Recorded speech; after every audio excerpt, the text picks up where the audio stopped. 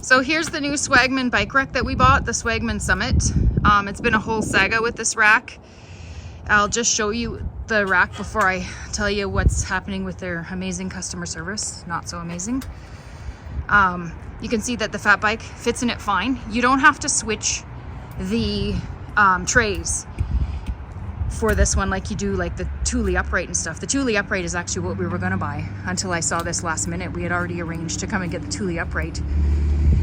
And I saw this at the last minute, went, oh, what's this? And so I phoned Swagman and I asked them about it, asked them if the trays needed to be swapped, asked them how it worked.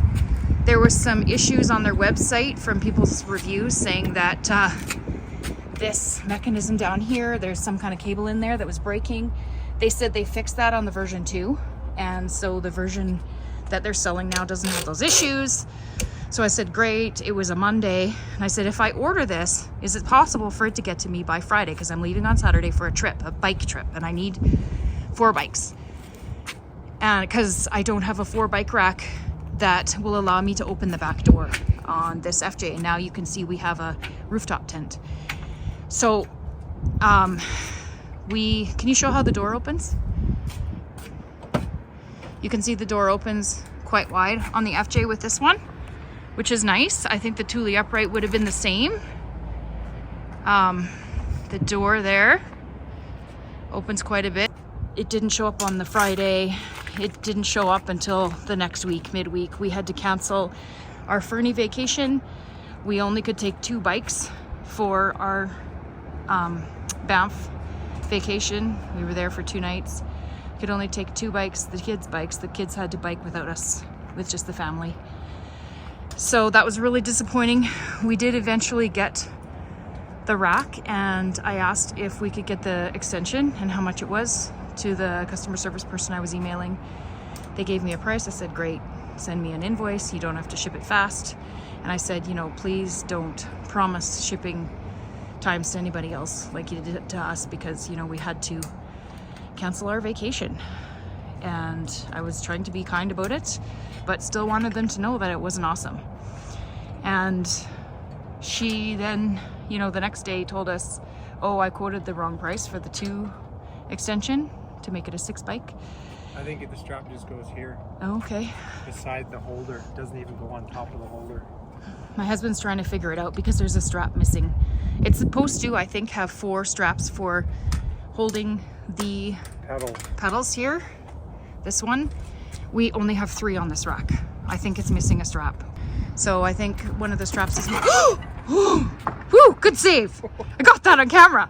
I guess you can't take the straps Guess you can't take the straps off when you lean it down. Woo! Good save. Anyway, we're missing a strap here.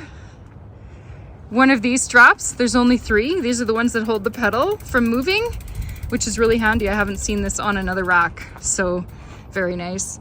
Just to show you, you can put mountain bikes in here. Just has this little bump, or fat bikes for the whole thing, which is nice. And it's really beefy. It looks like it's gonna be better than other racks. It's beefier than other racks. So to finish off the Saga, they gave me the wrong price for the 6. They gave me the US price after I asked them to send me an invoice. They said, oops, we made another mistake.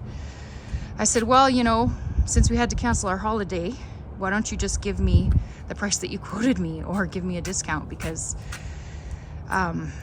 yeah, I mean, since we canceled our whole holiday and it was expensive to do so, and maybe it's time for us to get a bit of a discount. So they gave us a discount. I can't remember what it was. I'd have to look, 20% or something.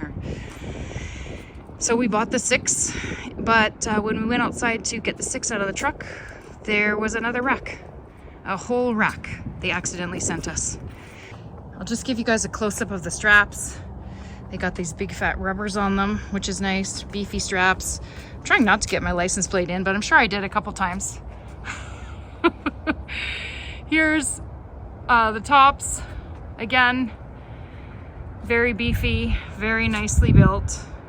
Designed for fat bikes and mountain bikes. Fat bikes and mountain bikes, yeah. This is the handle to pull down. You just lift up on this, and then you pull down on this nice beefy handle, and you can pull it down while the bikes are on it, as I showed you.